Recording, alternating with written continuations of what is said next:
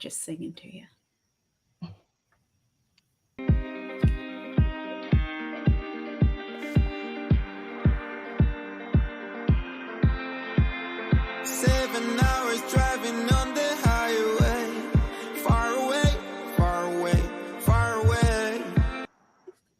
They say fortune favors the bold.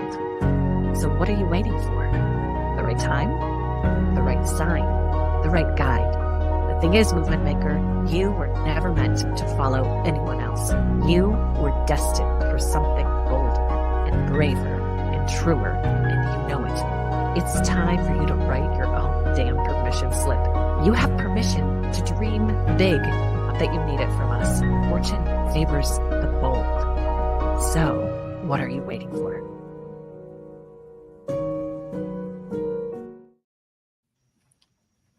Yay! Hold please. Here we go. Wait. There it is. I'm going to do some nesting. I'm not going to get up.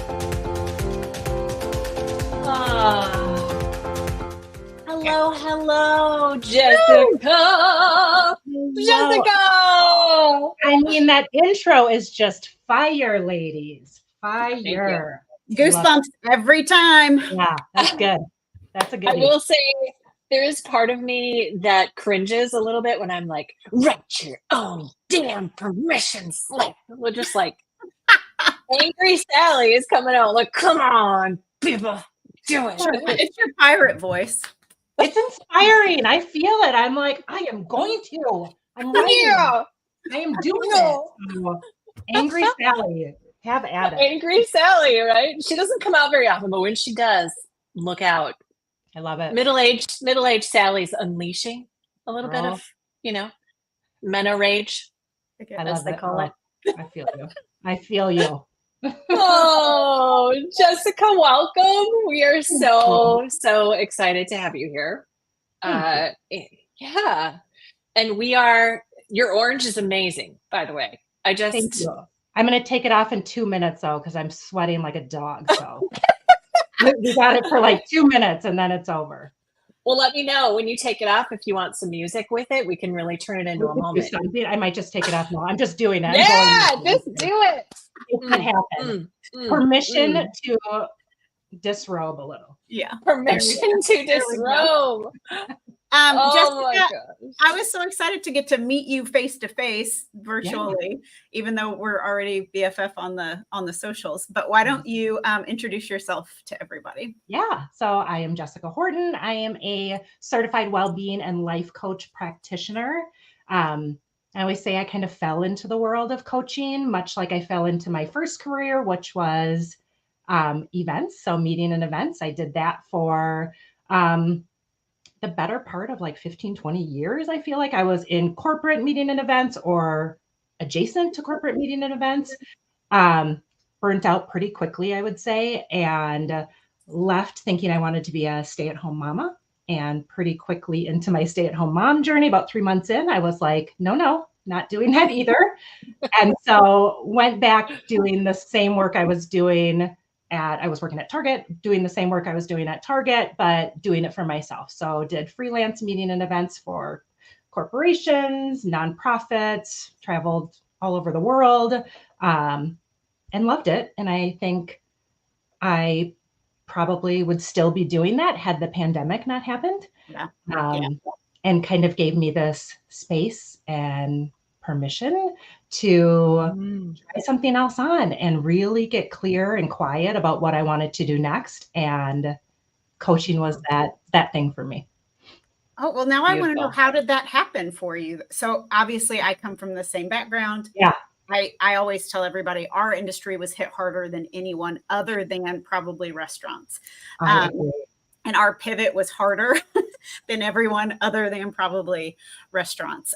So what was it within there, though, where did that clarity come from? Sure, you had the space, but what was the moment that happened for you? Yeah, for sure. I mean, you're totally right. The hospitality industry was rocked by COVID. I went from being booked out for the entire year to nothing, completely nothing, and all in about a week and a half. And then a month later, my husband was laid off from his job. So unemployed for 9 months there. So it was a crazy time, but it did, again, gave me that space and clarity. I say my coaching revelation came in my garden, in the backyard, not even garden, weeding, because that's literally all I did for COVID for like, you ask my husband, it was like 8 hours straight. I would just be outside, like pulling weeds, listening to murder and crime podcasts. Like it was a weird moment in my life.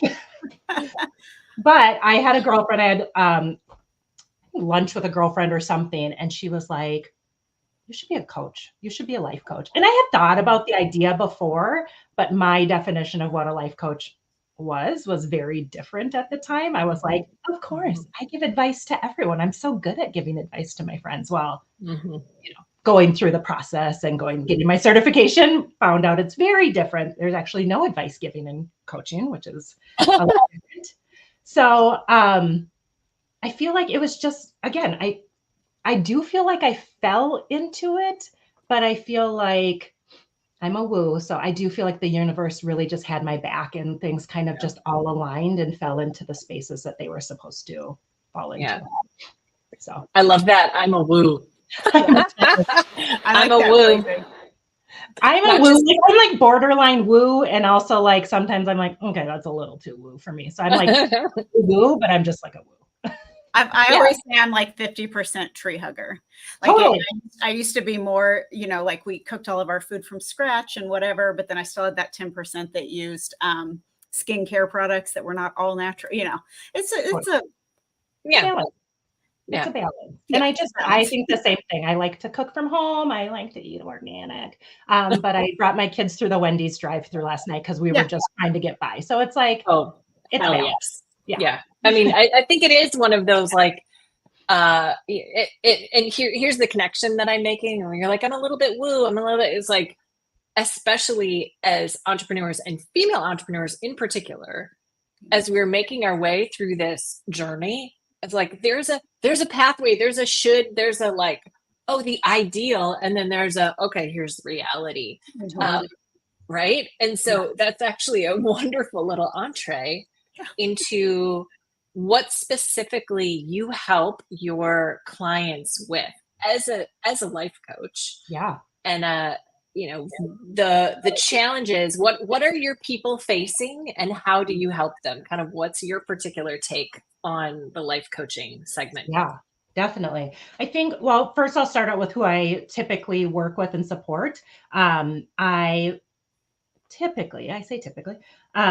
work with me at Target 15 years ago. Like that woman that is either a working mom, right? So she's either in a corporate job, or I've had a lot of entrepreneur clients, but someone that is working and also trying to balance, and I will get back to that word in a second, but balance the home life situation, their personal life. They're kind of juggling all of these things, and they are feeling some sort of burnout, exhaustion, overwhelm.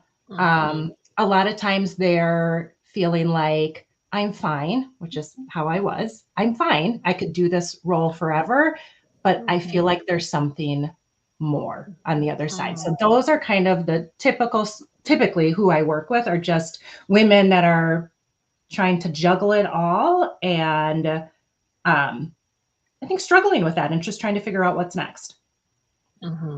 Okay. One of the things that you and I have talked about from time to time is that like the kind of women who find you have been very service oriented women, right? Yeah. Teachers. Yeah, totally. Probably like you in Target 15 years ago. Yeah. In that like baby stage with your youngins, like you're just giving so much of yourself to that. So as you are pulling people in and they're like, yeah, I'm at the end of my rope, I'm exhausted, I'm done. How do you, and I think this is an important question for us as entrepreneurs, how do you convince people, women in particular, who have not prioritized their own self-care to start forever, to start investing in themselves in a real tangible way? Like, Ooh, what's that conversation it's like? a really good question. And it's difficult, I think, in coaching, right? Because like I said, in traditional life coaching, so I think there's a little bit of misconception sometimes because our industry is very saturated with coaches, right? Like everyone is a coach. And I think everyone can be a coach. I actually don't mind that, but I think we have to be careful with the idea of coaching versus consulting versus mentoring, because they all kind of hold a different, very valuable space. But with coaching, I'm not telling you how to fix your life or how you can fix your life.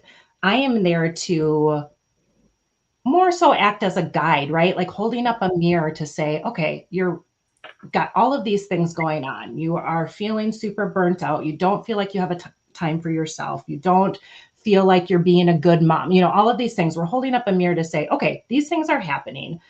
Let's get to the root of the why. Why are these things happening? Why are they showing up in your life? Because only then, I think, are you able to make any kind of sustainable change if you're figuring out your why it's happening, and then what you really want. And then the other piece of that is helping them.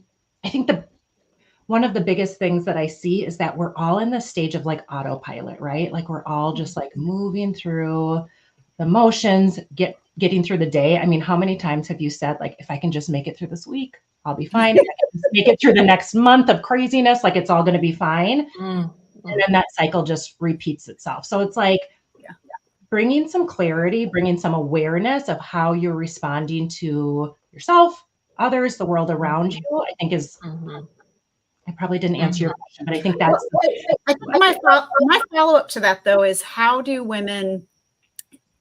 get women to the point of giving themselves permission to quite literally invest money into that, or invest the even more precious resource of time when they already are feeling like they don't have it? Yeah.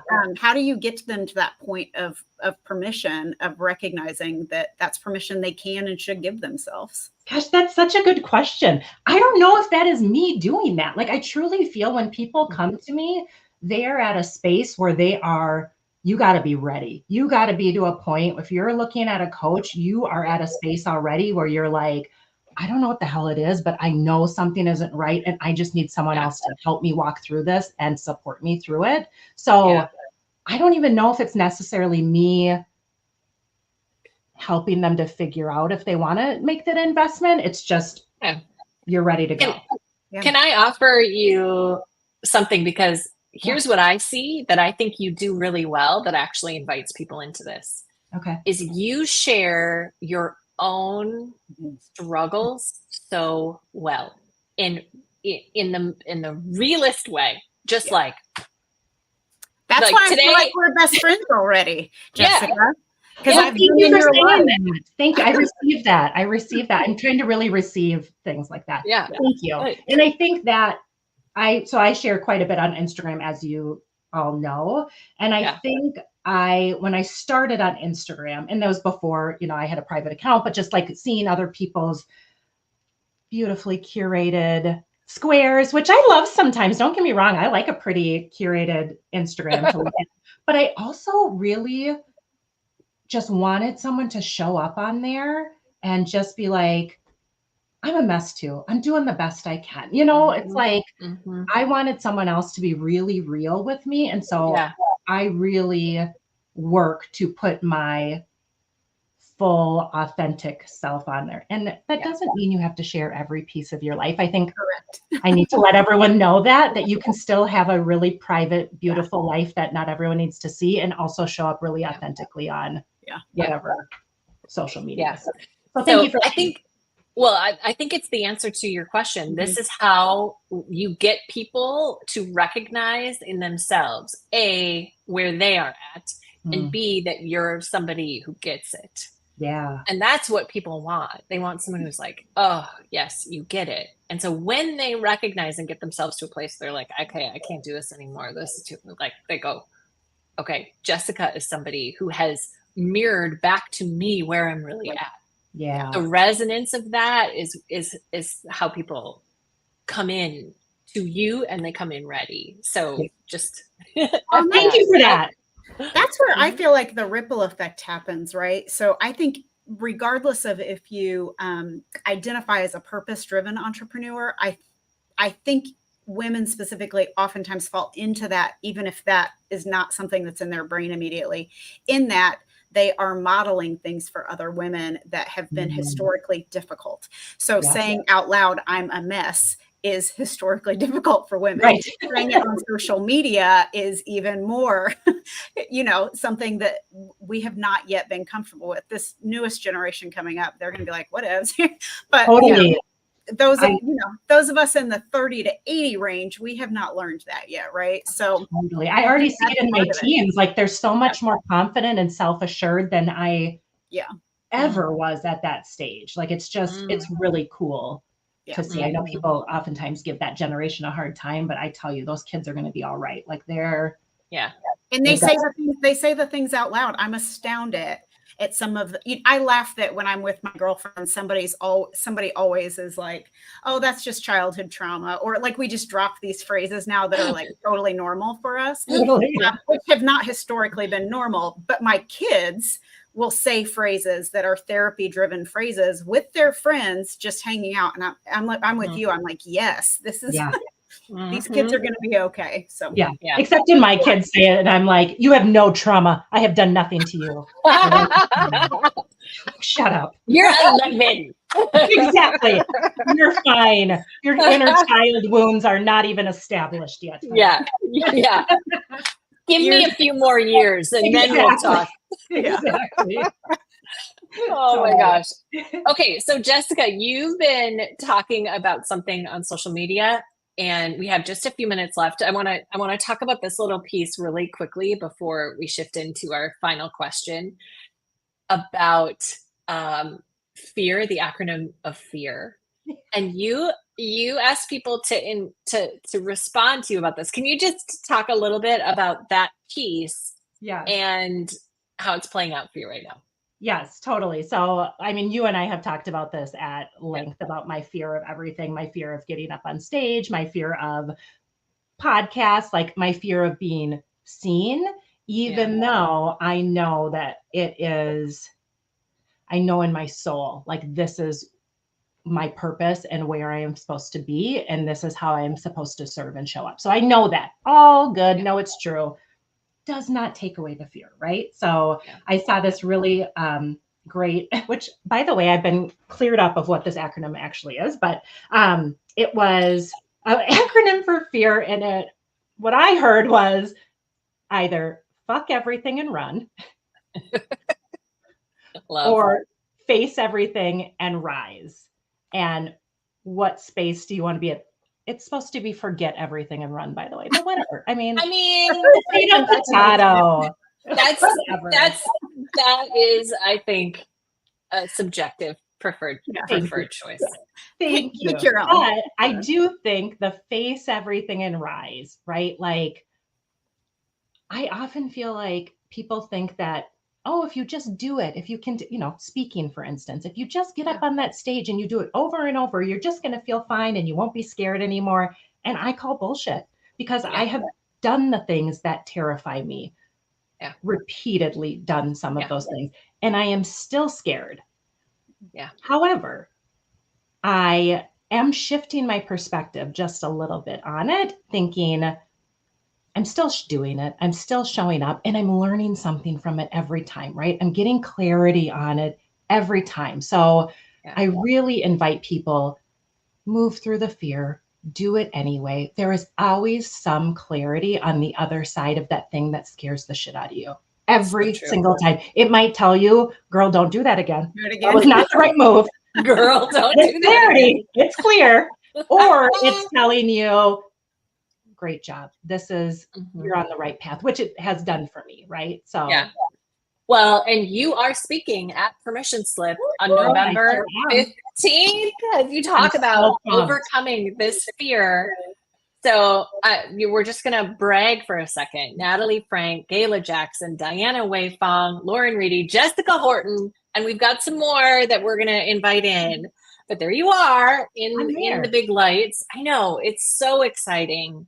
That's crazy. And I'm excited to invite you into this. And part of the reason I was like, I really want to get Jessica on this stage is because you bring the real, because you are really funny. You're not afraid to drop some F-bombs. I always, appreciate I am that real level funny, of- Sally. You're right. I am. Mark.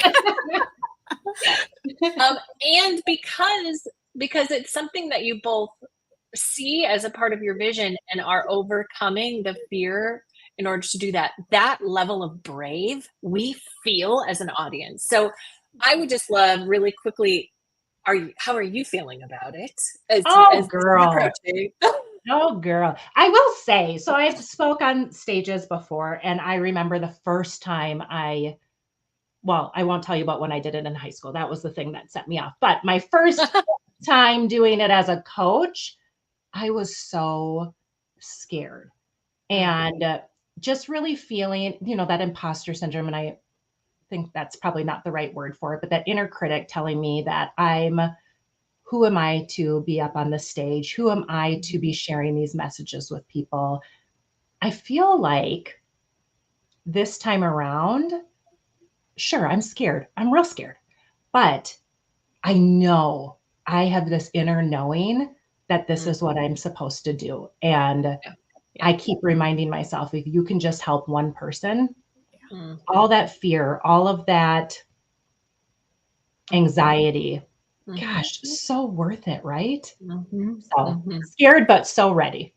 Yeah, I love that. That tells me it's at the right level. It's the right place. It's the right stage. You're talking about the right things. It's at the right level of risk for you. Because if you weren't feeling some of that like bubbling up, I'd be like, well, I think maybe we need to talk about challenging yourself a little bit differently in this moment. So I love that for you. I'm really excited. And I think, Sally, you had a really good post or something about, I don't know, it probably was you, about fear, or is it anxiety, is it nerves, or is it excitement? And I'm really trying to shift my perspective that like, maybe that feeling of like, oh, I'm so scared is actually like, I'm so dang excited that I get to do this thing that I have been wanting to do for so long. Like if I shift my perspective just a little bit, sure, it's still the nerves and whatever, but it's like, holy shit, like I'm doing it, Yeah. The more you do it, the quicker it flips from like, ooh, I'm nervous. It's like, oh, nope, I'm so excited about what could happen here. I get to. Yeah. Love it. Yay. Okay. Last question for you, which is, what is the next big permission slip that you are writing for yourself, Jessica? What is on the horizon for you? Oh, I know. And I was supposed to have something. Okay. So 2 things that I kind of was going with is I have been working on a course, an online course for, it feels like forever. I mean, like all year I've been doing this, and I keep finding reasons to tweak and to rework and, it's not ready. It's not ready. And I am at a space right now, ladies, that I am just like, girl, don't talk about it. Just do the thing. So I really feel like I'm just giving myself that permission to just like put it out in the world and just let it be what it needs to be. So I think that's probably my biggest one. I just noted my calendar to check in with Jessica and say, and she will. I love that. Thank you. I might be a professional nudger, but she is aggressively helpful, and she will aggressively help you to make that happen. Just that professional nudger and aggressively helpful. I love that. Okay. Quite the combo. Quite the combo. Get ready. Get ready. Well, Jessica, we have loved having you on. Thank you so much for being here. We cannot wait to welcome you onto the big stage, November 15th. It is such a wonderful, loving, open, just eager audience, and they are going to love you. And I know that you are going to serve them really beautifully and really well, and it'll be a highlight moment. So thank you for everything that you're doing to make it happen. Yay! Thank you both so much. Woo-hoo! Dance us out, Sally. We dance it out. Here we go. All right, team. Thanks for coming. See you next time.